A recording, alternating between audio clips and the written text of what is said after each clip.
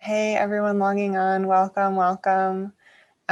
We'll give it a couple of minutes for folks to log on and get settled. So feel free to grab a glass of water or whatever you need to be comfortable. And in the meantime, welcome you to introduce yourselves in the chat.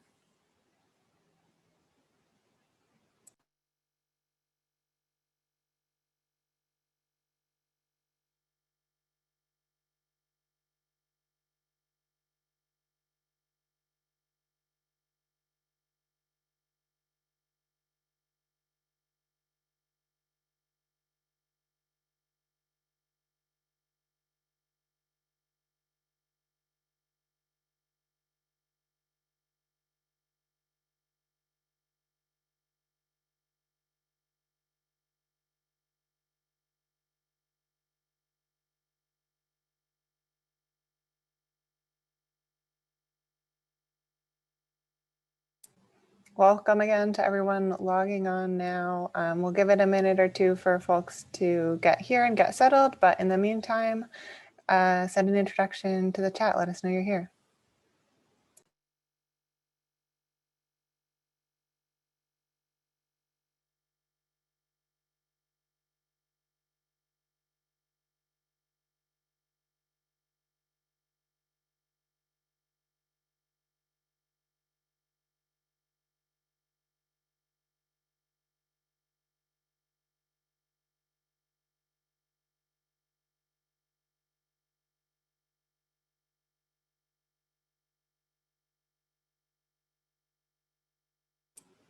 Love to see these favorite local food institutions popping up. Welcome everyone who's logging on. We'll get started in another minute or two, but in the meantime, please send an introduction in the chat.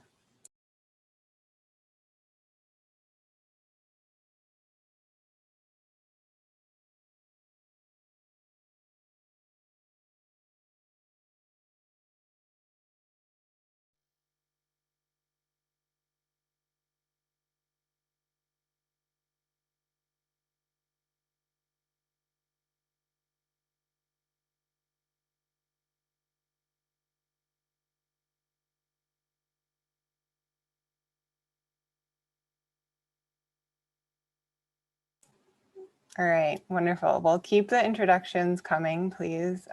Great to see you all here, getting lots of ideas for great food spots around the city. I am gonna get us started, and we're gonna dive in. So thank you so much for joining us all today. My name is Catherine Sacco. I'm the Director of Partnerships at the Urban Design Forum.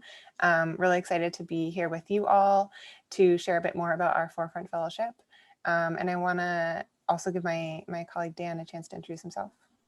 Hey everybody, I'm Dan Mcphee, the Executive Director of the Urban Design Forum. Thanks so much for logging in on Zoom. We're really excited to build this program with you all. So thanks so much for joining us. Great, thanks Dan. So I'm gonna get us started today with a bit of context and background on the program. So sit back, take it in, feel free to go off camera and eat your lunch or whatever you need to do. And then we have a couple of our wonderful alumni here with us today who are going to share a bit about their experience in the program. And then we'll have plenty of time for questions at the end. So feel free to send any questions that come up along the way in the chat or just save them to the end, and we'll have plenty of time to talk then. So the Forefront Fellowship is a program of the Urban Design Forum. We're a membership organization for designers, planners, developers, advocates, civic leaders across the city. We have around 750 members, and we run a number of different programs every year, and I am biased, but I do think that Forefront is one of the most special ones. So what is the Forefront Fellowship? It's our annual Leadership Development Fellowship. And that means that we really aim to accomplish a few things here. So first, and in many ways foremost, it's really about building community. So every year we get together a cohort of about 25 amazing interdisciplinary folks, and big part of the fellowship is really cultivating our cohort members as emerging leaders and cultivating their community together. it is also a chance to take on a social or political challenge through design. So we change the theme every year. In the past, we've taken on issues ranging from immigration to homelessness to heat resiliency. Last year, we looked at a just economic recovery from the pandemic. And this year, as we'll be talking more about, we're going to be working on food systems. So it's a chance to really take on a difficult, challenging issue in the city and shape the way that our city responds to that challenge. And finally, Forefront is really driven by wanting to cultivate an equity-based approach to urban design. So this shapes everything from the composition of our cohort to the themes we choose to the curriculum we offer and the approaches that our fellows develop through the program. So we do believe that these challenges that our city faces require diverse leadership, and we really aim to reflect that in the cohort that we recruit. All of which brings me to this year, Neighborhood Fair. So as I mentioned, this year we're going to be focusing on food equity, and we're really excited to dive into this project and this theme together with all of you. Why this project now? So fundamentally, this year we are going to be talking about equitable approaches to reducing food insecurity. So some of you who work in food and food advocacy and policy will probably be very familiar with this stat that in fall of 2020, 1.6 million New Yorkers were experiencing food insecurity. And the pandemic over the past year, really both exacerbated the crisis of food insecurity, right? This number definitely grew. It also highlighted the strengths of community-based approaches like mutual aid organizations and the work of longstanding community organizations. And it highlighted the importance of resilient local food infrastructure. So coming out of that year in February, the city just released its first ever 10-year food policy plan, which is really an enormous and comprehensive document that lays out an exciting vision for the city's food systems over the next decade. And this project builds on just one small piece of the vision laid out in this plan, which is really around supporting community-based food infrastructure. So the fellowship is structured in 2 phases, and I'm going to dive into more of these in greater detail, but just to give you sort of the high level picture. In the first phase, we partner with a city agency to work on a project that they've identified as as an area where they want fresh eyes, outside expertise, creative thinking. So this year we will be partnering with the Mayor's Office of Food Policy, and they were the ones to release this the 10-year food policy plan, and the Department of City Planning, specifically the urban design and regional planning teams within city planning. And in that first phase in this partnership, we're going to be looking at how city government can strengthen community-based food infrastructure. Then in the second phase, we give our cohort a chance to really design independent projects that explore the themes of the year in broader ways. And our teams get to define the questions that they're interested in explore and the way that they want to explore those. And so I'll talk a little bit through examples of those projects in a bit. I'm going to dive a bit into how each phase of the program works further to give you a bit more color on sort of what the experience is like and what the year is like. So starting with the city agency partnership, this is really a chance to immerse yourself in the program topic in a structured way. So in phase 1, we task the cohort with a very clearly defined project. And this year, these are going to be our guiding questions for the first 3 months or so of the fellowship. So first, we're really going to be asking ourselves, what does food equity look like on a neighborhood scale? And within that, we'll be looking at both what kinds of physical infrastructure is needed to support robust and equitable community food systems, and what kinds of operational models are needed to realize that vision. And then, of course, we will be getting at how the city can play a role here in leveraging its tools to support these kinds of systems in neighborhoods across the city. So in order to answer these questions, we are going to send you all out into the field. You'll be going on neighborhood study tours, you'll be doing site visits to key infrastructure locations, you'll be doing interviews with dozens of stakeholders, including community leaders, policy experts, national and international perspectives, just to name a few. And then you'll take everything you learned back to develop a neighborhood scale toolkit. And so the every year, this first phase has an output that we define in collaboration with our city agency partners. We are still working on the exact details for this year's output, but it is going to involve some combination of mapping neighborhood infrastructure and connections to regional supply chains, tracing supply chains for representative goods. So, you know, how the chicken breast that you buy in a supermarket in Red Hook, how does that chicken breast get there? Identifying case studies for interesting kind of connection points in local food systems across the city. And of course, again, making policy recommendations to the city so that they can start to understand where they can really plug in to support these efforts. So this is just to give you a quick sense of the phase 1 calendar. If you've taken a look at the application, these dates are all in there as well. But we'll start in September with a 2-day orientation, and that's really a chance for you to get to know the cohort and to start diving into the project for the year. We'll do 3 days of fieldwork and then 3 days of writing workshops, and these are all full day events. So we do ask fellows as they're accepted to work with their supervisors to make sure that they're available to participate, particularly on these Fridays and the full day events.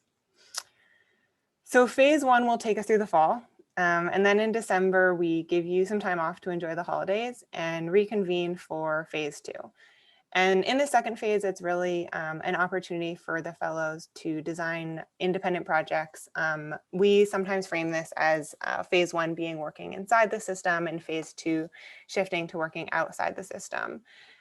It's really an opportunity for the cohort to take the reins in driving your work and your experience, changing the city, changing your discipline, changing your thinking. We ask you to apply what you've learned in the first phase to broader topics, in this case related to food equity. It'll be this year. So we give the cohort the chance to divide into smaller teams based on focus areas of your choosing, and to design independent projects that can really range widely in exactly what they look like. And I'll share some examples of those in a minute. As you're working on your projects and teams, it's as I think some of our alumni will speak to in a minute, you know, a chance to really build bonds within your cohort, but also build your broader networks as you're reaching out to stakeholders to help you advance your work. We'll ask you to host an evening event for the cohort to share what you're working on. And we also offer $2,000 in project funding to support your projects in the second phase.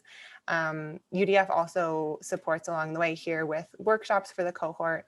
And then we organize a big celebration for you all at the end of the year at the capstone.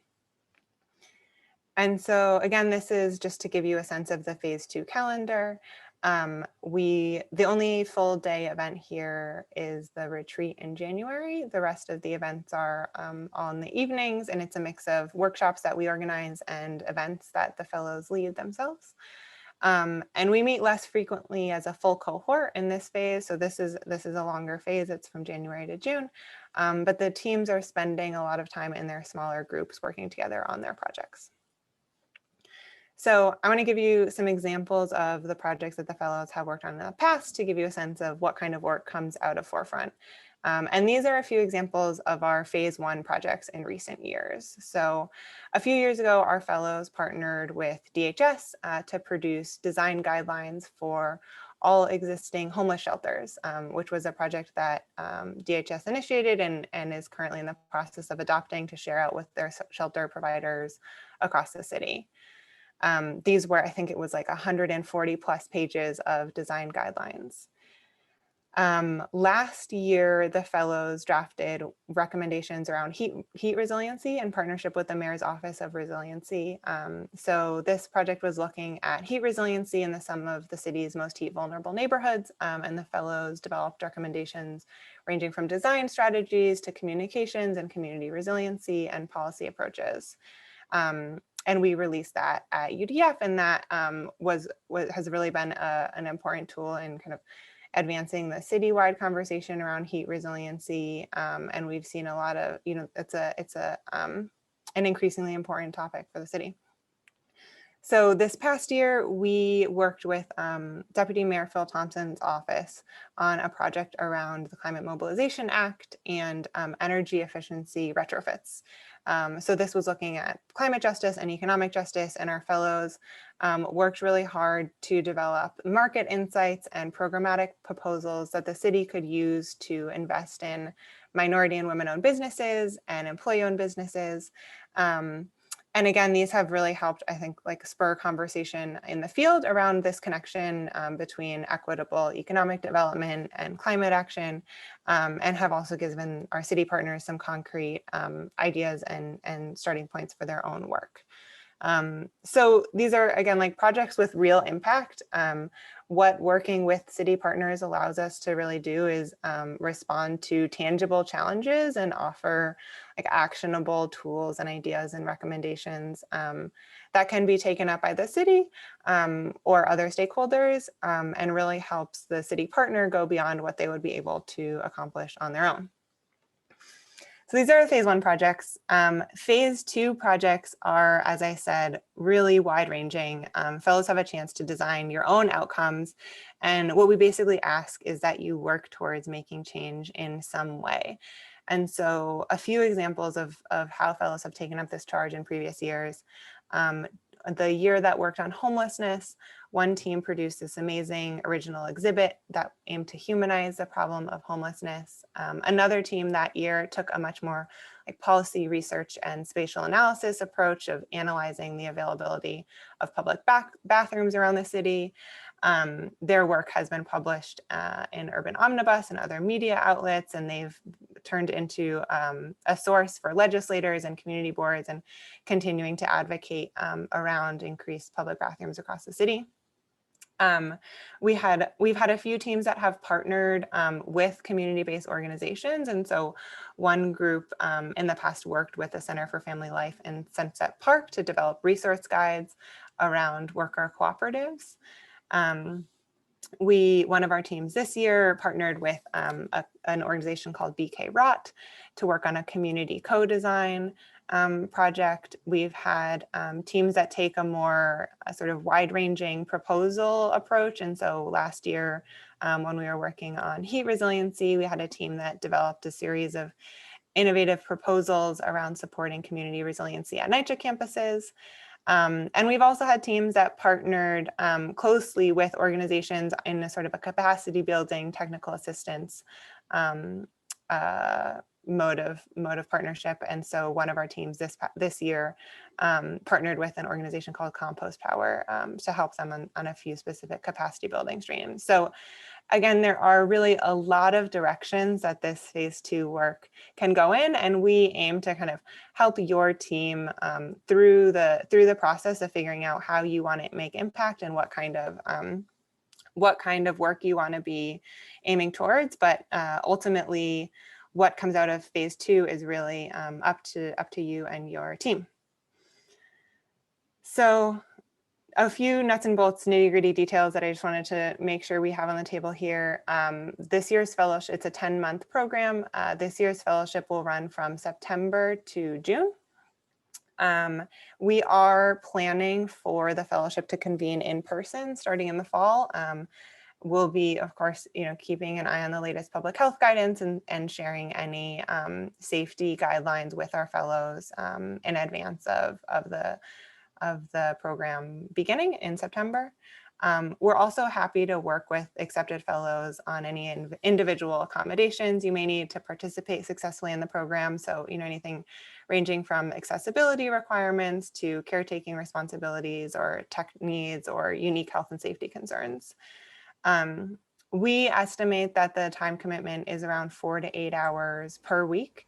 We'll hear more about this from our alumni panel, I think, but this, it does vary across the duration of the program. But this is a program that our fellows typically undertake in addition to their full-time jobs as an additional professional development opportunity. All right, so why should you apply? You should apply, absolutely.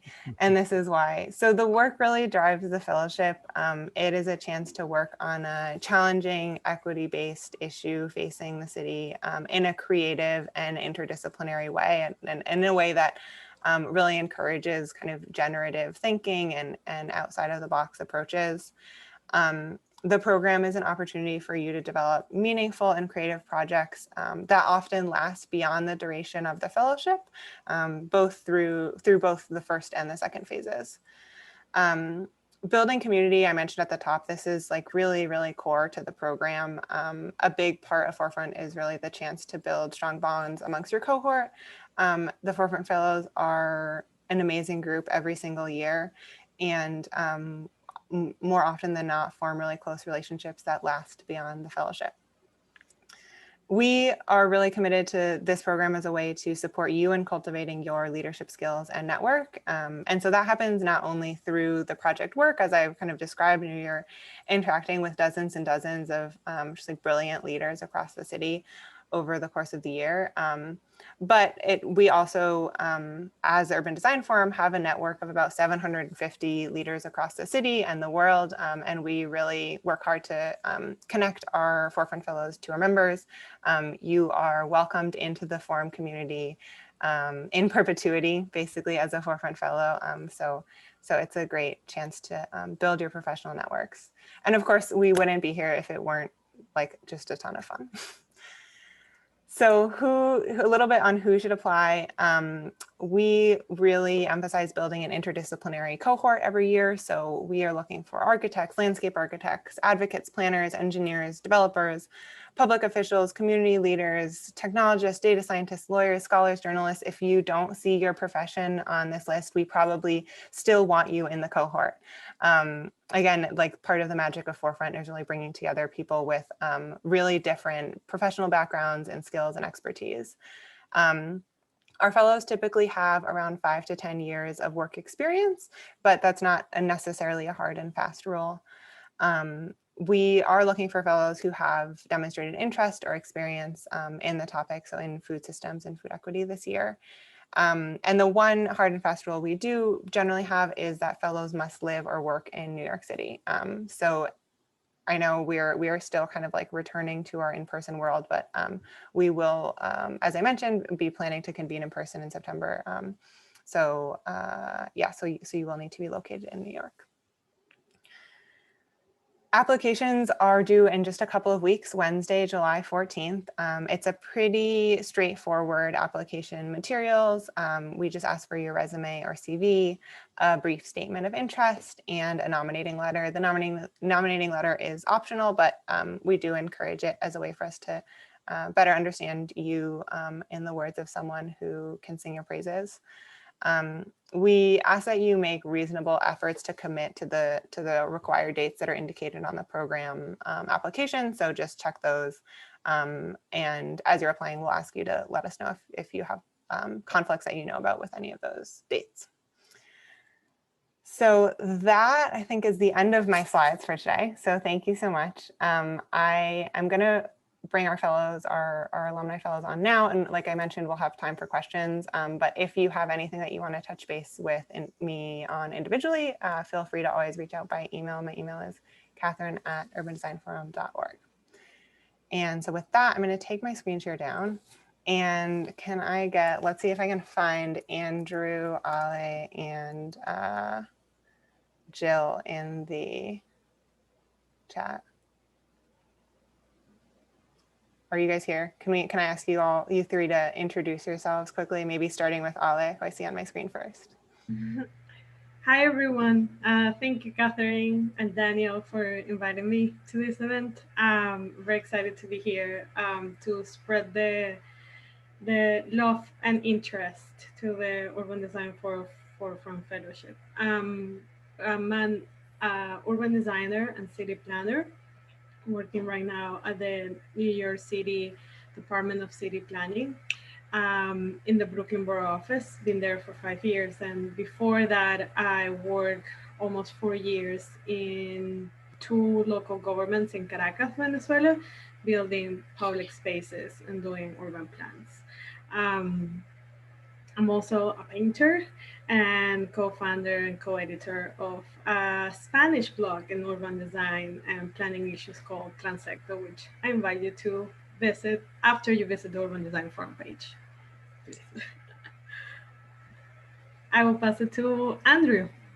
Hello, my name is Andrew Harris. I was a fellow this past year in the Urban Design Forums Fellowship, and we did a wonderful, amazing project, which you hear more about. But I am currently an architect at Datton Architects, transitioning into a project management role at Hester Street in like 2 days. So I'm super excited about that. And my background, I've been in architecture in the industry for kind of interning about 15 years. And before residential architecture, before affordable architecture, I did some historical restoration and preservation. And in my spare time, I pursue actively salsa dancing. I was a competitor and instructor and performer. Also, I'm a designer, freelance designing like cycling jerseys that are like Black Lives Matter focused and conscious about that.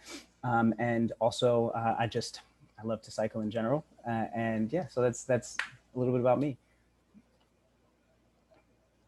Okay, and Jill, could we get an introduction from you too? Yeah, hi everyone, I'm Jill. I'm a senior project manager in development at the Brooklyn Navy Yard. I did the 2019 Forefront Fellowship, the Turning the Heat year, and we'll talk more about that project, I think, in the minutes ahead. And my background is in largely economic development, policy, real estate, and urban planning. I have a master's in urban planning, and everyone else shared fun things. I'm learning how to surf, but I don't think that's too relevant. But happy to answer any questions here. Loved the fellowship. Awesome. Thanks so much, all. So I have a few questions for you to get started, and then yeah, we'll open it up to everyone else here. And my first question is that I'd just love to hear from all of you why you applied to Forefront.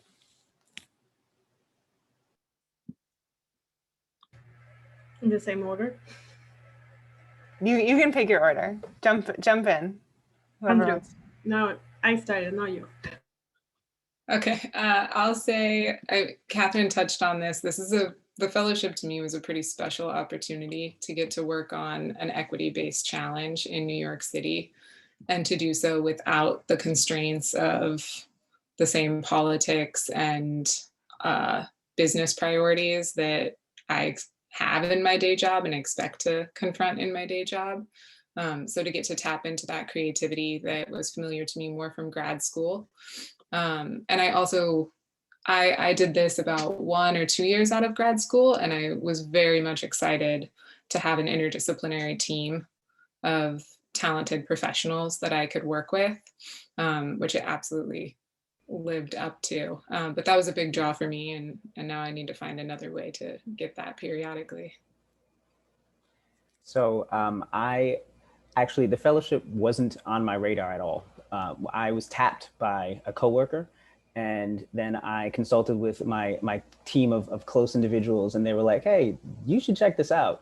I had no idea what I was getting into, and I am very happy that I did. I'm born and raised in New York. I'm very invested in my city, but I had been working in affordable architecture and was happy with the type of work that we had done. But I'm always looking for something new to get into, and it had been kind of challenging to figure out how exactly to apply the soft skills that I felt like I bring to any interaction. And the fellowship provided not only the space, but the platform for that to occur. But yeah, I had no idea about the fellowship until someone was like, hey, check this out. And it turned out that a lot of the things that the fellowship has done, a lot of the projects that the fellowship has worked on were right up my alley. So. In my case, I was very aware of the fellowship because a lot of my colleagues at the department have done the fellowship in the past. And there were also colleagues that I really admire their work and their professional careers. So I was told once at school that how to shape your professional career, you should look at either the projects that you admire and then look for the people that made them happen. And looking at their path, you can get inspiration of how to shape your career. So that's something that I have done, and that's how the Urban Design Forum came into my mind. I also did it because I because I was aware of the organization. I have been attending their events for I think the last couple of years, and along with attending any other event in New York City about urban design and planning, I really think that the conversations that happen within the Urban Design Forum umbrella are one of the highest quality ones. Like, and I stand by that statement. I really like the things that we have discussed within the Urban Design Forum events, the conversations that they have triggered. I haven't seen them to go on the depth that they create the environment for. And the third reason was that I really am always looking for opportunities where I can either exercise or apply the knowledge that I'm gaining in one aspect of my life into another one. In this case, I've been gaining so much knowledge at work about zoning, about economic development, housing, urban design, but it's always on the projects of others, about either the applicant or a major major initiative or the agency's initiative, but not necessarily my own. And I also wanted to have a space where I could apply for a project that I like shape, as I like always with a team, to be able to do that. And I think that the forefront, as Catherine explained, the first one is very tailored to what is the need per the city agency or the partner. But the second phase is the opportunity to be creative with the other fellows and shape your own project. So because of those three, it felt like this was the perfect opportunity to do it. Also because the theme was out of my knowledge, like economic development necessarily was the first of my skills. I will say like urban design, public engagement, zoning, modeling, like all stuff, housing policies. So this was a great opportunity. Thanks, Ale, Andrew, Jill. That's a good segue to my next couple of questions. I'd love to talk a little bit more about the projects that you worked on in the fellowship. So we have two cohorts represented here. Jill, you mentioned you worked on the Turning the Heat year. I wonder if we could start with you and just tell us a little bit about like what you learned from that phase one project in your cohorts here. Yeah, phase one, I'm relatively new to New York. So it was really a chance for me to do a lot more spatial analysis and understand the city across its boroughs, its community boards, and then looking at heat vulnerability in particular, which is a topic I'm very passionate about and interested in. And during phase one, I think one thing I gained that may seem obvious, but I didn't fully expect, was that I learned a lot more about sort of like the agencies, the organizations, the whole makeup of that work and that field in New York City. And I also got to learn about them while getting perspectives from my peers in the fellowship who could share what it was like to work with them. And it was just much more nuanced than I think I would get otherwise. And Andrew and Ale, you were both in this year's Cooperative Works cohort, which was fully on Zoom. So you had a bit of a different experience during phase one, but could you tell us a little bit about what you both learned from that phase one project? All right, so we just talked, I got it. So the phase one was interesting for me because again, I went into the fellowship having no understanding of like any type of cooperative ownership, different types of models of ownership. And the purpose of what we were working on was to figure out how to bring funds into MWBEs and use the existing and the future projected changes that are coming down the pipeline for clean energy. So that was like the the thing that we were kind of learning about. And very quickly, the fellowship, we learned a lot. It was like a crash course. And while we were reading materials, we were also interviewing a million stakeholders at once. The days were packed, but it was the best way to really kind of bring each other up to speed, bring ourselves up to speed, and also talk to everybody on the ground, right? Because it's one thing to read a bunch of different articles, it's another to talk to a small business owner and hear about the problems that they're going through, and then also talk to someone who's on the other side and say, okay, well, what's the problems? Let's take a look at that. So I feel like for the phase one portion of it, it's you learn a lot very quickly, but also I think there's an opportunity to use a certain type of creativity because you're trying to solve problems that a lot of people are already looking at. So, while there's one aspect of in phase two where you're looking at like design and things of that nature, on our phase one projects, we actually did need to use a certain degree of creativity to kind of figure out what questions we wanted to ask with gentle guidance from Catherine and Dan, but also, how to extract certain types of information. Alejandra? Yeah, I think being in Zoom was both a challenge and a blessing during phase one. The beautiful thing I think about the fellowship is that during the first phase, when you have no idea who are your teammates, you haven't worked with them, the forum takes kind of like a very hands-on role in organizing all the activities, all the events, but also not only connecting you with the people that you're doing the work for and the research, but also making sure there's also room to create the team, that the team experience. And how do you say that, like the team cohesion spirit? Yeah, okay, yeah. So I think like for me, like what I learned from phase one is that the online setting actually was not necessarily a full obstacle to do a great project or create a change. And it was part because of the forum ability to organize all the sessions and connect you with all the people that they connected you in order for you and create the room for you to do the project. And I think that as the first phase, when you don't know anyone and you're meeting each other, was almost like perfect.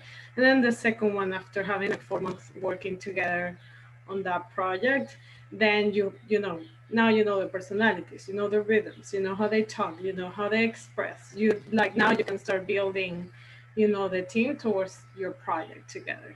And I think like what I learned from phase one is everything I don't know about, and well, not everything I don't know, like a great scope of things that I didn't know about city laws and how intricate and difficult is the process of creating jobs and creating a market after a citywide initiative that gets put on the paper and then people need to like comply with it, facilitate it. I think that whole part of it, you can put whichever theme to that, was actually mesmerizing to explore during phase one. And so you've brought up the phase two projects a little bit. Ali and Andrew, you were actually on the same phase two team. So I'm going to ask, maybe starting with you two this time, if you could just tell us, just to give everyone a bit of like a closer flavor of what those projects look like. Can you tell us briefly about what your team's project was? Yeah, our project started because we wanted to explore if the 50-minute neighborhood model that has been issued or used by different cities around the world was actually a model that adapted could be used in New York City. And during our research, it triggered us to organize this event with amazing local leaders and founders of local organizations. And during that event, with our research, it was pretty evident that the 50-minute model neighborhood, as it has been sold out there, wasn't going to work in New York City, and actually like we didn't need another top-down approach of planning and urban design, and what we actually needed is just concentrate the efforts to propel, enhance, improve the local power and the local forces in order for a just recovery of the city. And because of that, um, we shifted our gears towards selecting a local organization that tackle issue that during the pandemic was left out by the city, and focus on what are the things that they need to be able to improve and scale up their operations. So the organization that we got in contact with was BK Rod. They do local composting in Bushwick. They're actually located in the middle of the community district.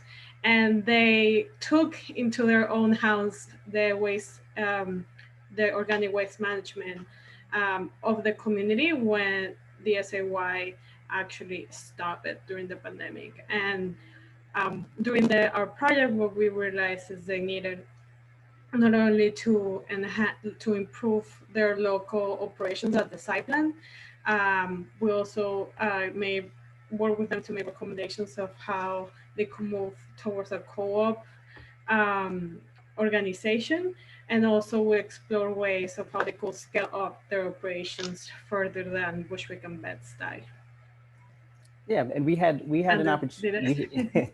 No, you covered it. When we had an opportunity to do 2 workshops as the COVID regulations got lifted, we met in person with BK Rot, with members of the community during one of their pickups, and with their local youth leaders, because they're an organization that is led by their leaders, but also with a robust youth contingent. And we did site planning exercises, and actually we have the opportunity to continue working with them. And we are going to actually, we proposed, I think it was nine different like flexible designs for their a lot that they have now. And we're going to kind of roll with them on that process of developing, building, designing, building that that lot that we had proposed, building it out with all the flexibility, that they had kind of pointed out and asked for in their different community engagement discussions. And it's really exciting. The opportunity to do something real was presented to us, and it was presented to every group, and every group has done something in phase 2 that can be used by the greater community. And I think that's something that's really significant about our phase 2 experience. And it's nice working with a group of people who are bringing that to the table pretty much without asking. So that's I think that's all that I can say about our phase 2. Yeah, thanks. Mm-hmm. And Andrew and Jill, could we hear a little bit about your team's phase 2 project? Yeah, my team, as I mentioned, we were focused on heat, and the team that I was on connected over a shared interest in looking at the public health risks of climate change and the role that design, planning, and development can all play in addressing those. So we spent the first part of phase 2 really diving into that research and connecting with other organizations, particularly environmental justice groups in the South Bronx and Sunset Park, that are advocacy groups or actively working on those issues from a much more grassroots movement. And we put together a fair amount of research, really compiling from what we realized a lot of organizations had already produced, and held an event where we ran a panel that included not only the to be expected kind of design professionals, but also practitioners from medicine and science and more academic research, to have a more dynamic discussion about the relationships between public health and climate change, revealing many kind of risks that don't come up as often in kind of urban planning and design, I think, schools. And also in that process, we realized the organizations that are working on this are incredibly capable, and have put together a real wealth of information and made it available. And that they really didn't need much from us in terms of where to go with that they were leading that themselves and the best ones to do that. So we ended up recalibrating and actually deciding to compile a lot more of that information, just building on the research we had already collected and put together something that we called a gazette that was meant to consolidate and ultimately amplify the work that other organizations were leading. Which was really an incredible resource. I wish I had thought, I don't know if you still have the link to that handy, Jill, but if you have, you should drop it in the chat so that Okay, folks can see it. It was really an amazing project. So I have seen a couple of questions in the chat that I want to get to, and also welcome folks who are here. If you have questions for any of our fellows or for me, for UDF, to share them in the chat, or feel free to use the little raise hand button and we can welcome your questions on. But I did see one question about the letter of interest.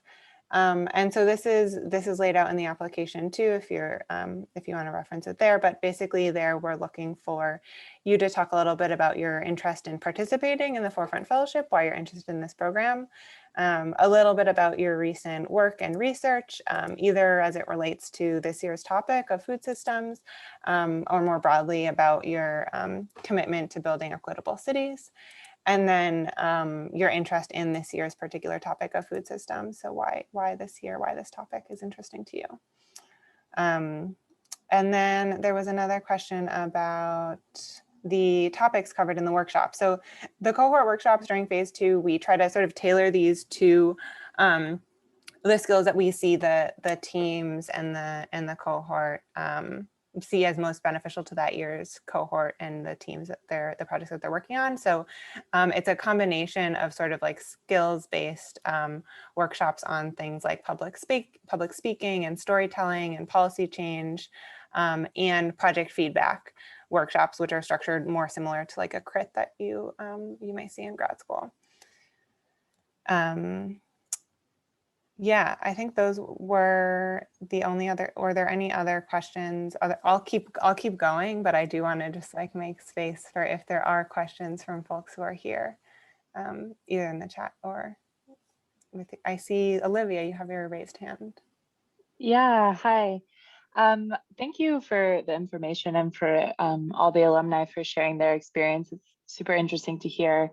And I'm curious a little bit about like the community engagement and the stakeholder engagement and what that process looks like, of how, you're choosing the organizations to engage with. Is it based on, the group's personal connections or, professional connections, and sort of how do you get a sense of that stakeholder map and know that you're talking to the right people, or acknowledging that you're not talking to the right people? Yeah, I'm not sure who's the best person to direct that question to. Yeah, that's a great question. Maybe I can take a first stab and talk a little bit too about phase 1, and then welcome you all to add your perspectives too. So in phase 1, we work really closely with the city agencies to sort of map out as comprehensively as possible sort of who's doing work on the topic that we're working on. And then from there to make sure that we're bringing in diverse perspectives geographically, in terms of identity, in terms of professional background, into the research process. And in phase 2, we have started to provide a little bit more, or explore what it would look like to provide a little bit more support around community engagement processes. But that was something that this year's cohort really took on in depth. And so, yeah, Ale, Andrew, and Jill would love to hear from you all here too. So for phase 1, we met weekly with a schedule. So the days were from 9 to Saturdays, 9 to like 4, and pretty much every hour was blocked either within our group discussions, interviewing stakeholders who kind of was on a rotating basis. And then the second half of the day was some type of activity that was loosely related to what we had been speaking about. Also played a role of like team building, also played a role of kind of breaking the ice.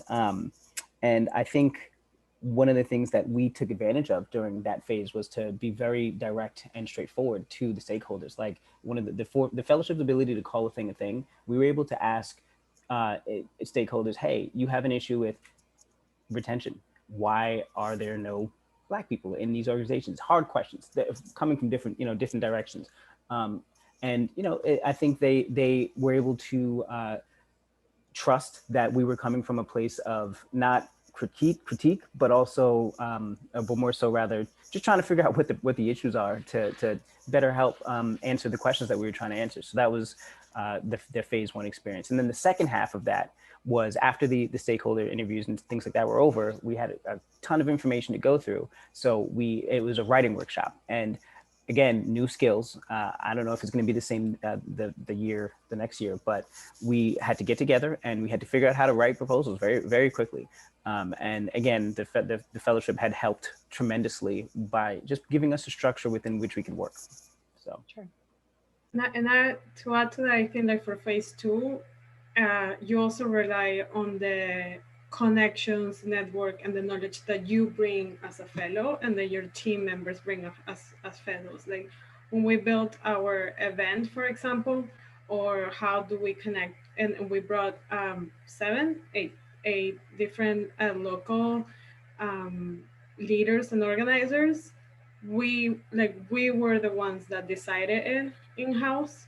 We were the ones that reach out, always on the umbrella of the forum, but you rely also on like how Urban Design Forum selects people to be in the fellowship, but also like each person is going to have their own background, their own connections, and their own like road that they have walked, and like the knowledge they have either in their community or their side of the profession, it's absolutely, it's going to become available to you as a fellow. And when the times where we weren't sure about someone, like Catherine and Daniel were like absolutely there for us to like assess if we were missing a certain profile that we wanted to target, or if someone wasn't answering our email, you get the push of the forum. But I think like phase one, as I said, is more like it's more tailored by the forum,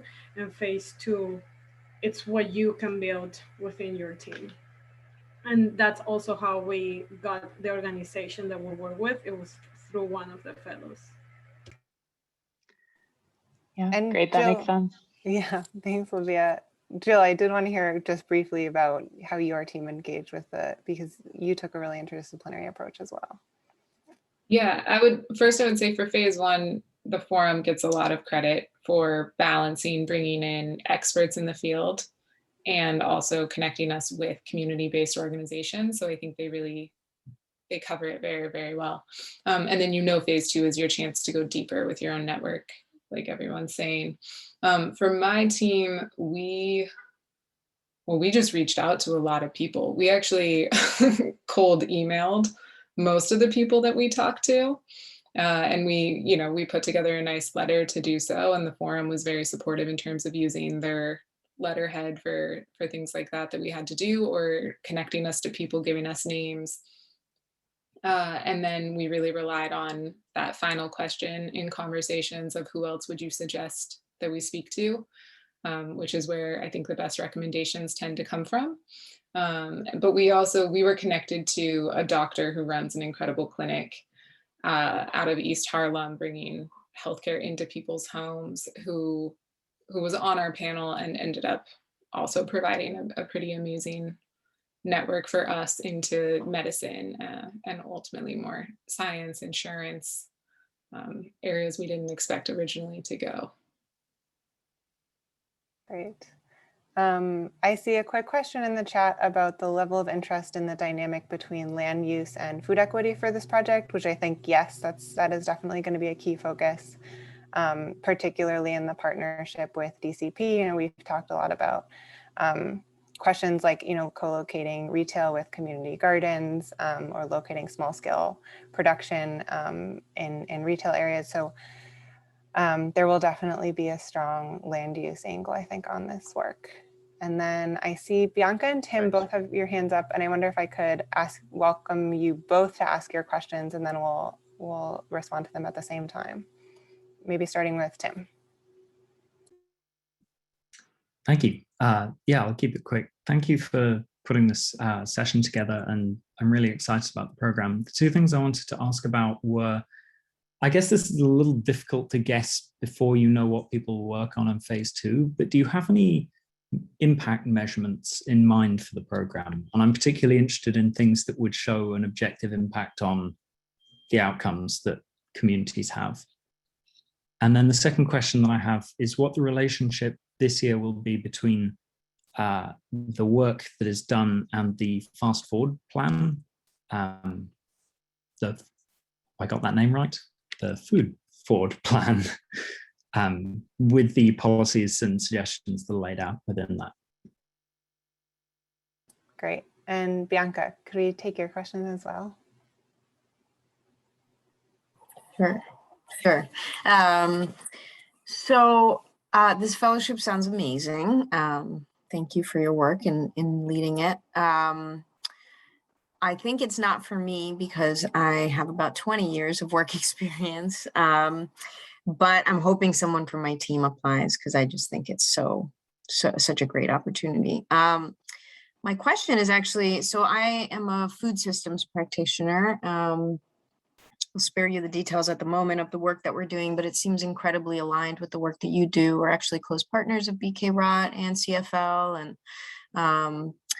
and I would love to be a partner organization with your fellows this year. And so I know it's up to them to choose partners, but I don't know if there's any way to like connect with you further on this and, you know, just so that they know that we exist. Yeah, so I thought I'd put that out there. Yeah, absolutely. All great questions.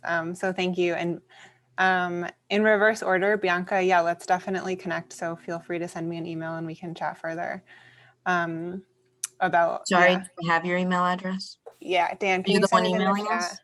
Oh yeah, I see it. I see it. Okay, sorry. Thank you. And then in terms of the questions about impact and relationship to the Food Forward Plan, these are related questions actually. So I think the relationship between this project and the Food Forward Plan is really that this project is building on and trying to get towards answers for some of the questions that arose through that policy planning process. So, you know, as I kind of said, the city identified big picture interest in supporting community-based food infrastructure, but doesn't have a clear insight into what that even looks like at a neighborhood scale or how to actually do that. So we are sort of taking up some of the priorities that they've identified in that plan and trying to help them advance on operationalizing that kind of work. And in terms of the impact, I think that is also gets to where this project does fit into the broader efforts of the Mayor's Office of Food Policy and DCP. So, you know, at the end of the day, the Mayor's Office of Food Policy is aiming to reduce food insecurity, right? So that's sort of like their North Star metric, and that this project will fit into the broader portfolio of their work of helping get them towards those goals for the city.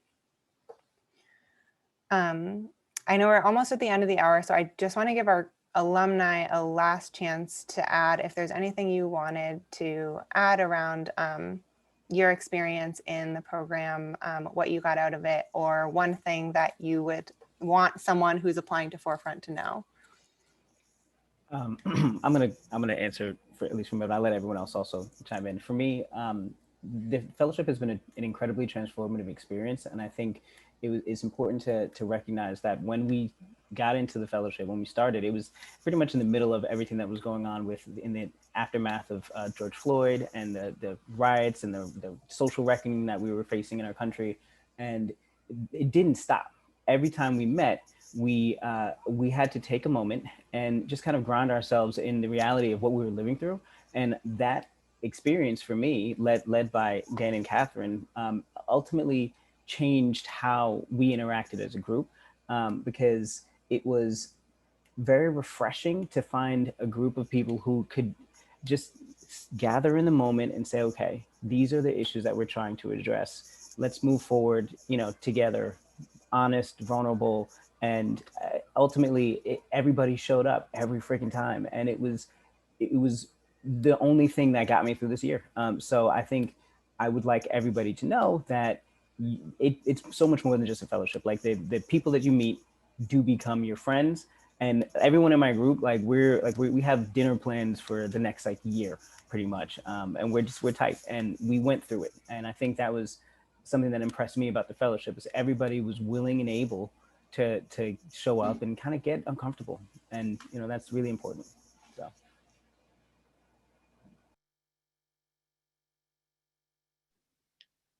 this echoes a lot of what Andrew just said, but I would say, in the fellowship, it was great. If I haven't said that, the fellowship was great. But also it's sort of a given that it's going to give you a good network. I think more importantly, as Andrew was speaking to, there's a real capacity to have a community there, particularly of people that you're going to have shared interests with and put in real time with, much like you would in a studio during school. And I think both in terms of the relationships and in terms of the work, going into it knowing you're going to probably get out something proportionate to what you put in. So as much as you're willing to be vulnerable, and as much as you're willing to take risks in what you choose to focus your work on, all of that is going to play through in what you walk away with. Yeah, I feel like the thing that I got the most from this experience was the people that I connected with and work with, and getting a chance to also to their knowledge and expertise, and also understanding that there are actually like not real obstacles out there. Like they're not like there's not an obstacle out there that you can work along in order to do a project, a meeting, a conversation change. And I think like the fellowship facilitated that that possibility of like actually showing us, oh, we are going now remote, this is how we're doing it, you're going to sign up to the Zoom, everything's scheduled, and you're going to love it and you're going to deliver, and you had no other choice. And by the third session you were kind of like, we are doing this, you were part of that movement. And by the time that you're doing your own project, you're bringing that energy plus the individual energies that the other fellows are bringing. So it's a beautiful experience if you are willing to the time commitment, which is, it's not a joke. Like that's the amount of work, the time that you will invest, and some month will be more. Like the last month is like the last month in studio. Like you're going to be thinking, breathing, having breakfast, dinner with these people, doing your project. And that's why you should do it when the theme and the project is something that you enjoy or that you like. So it's not only, I want this fellowship with my resume, it's actually, I want this project. I want this project to finish because I want it for me, for the organization, for the team. I believe in this. And for that to be the force that pushes you to the finish line. And lastly, like the fellowship became, as Andrew and you were saying, as the space to have the conversations that we were not having deeply in other spaces in our life. And I think that, and to have those conversations with people that are so aligned with your values, but at the same time coming from different backgrounds, cultures, professions, so much diversity, but with the same interest, was like,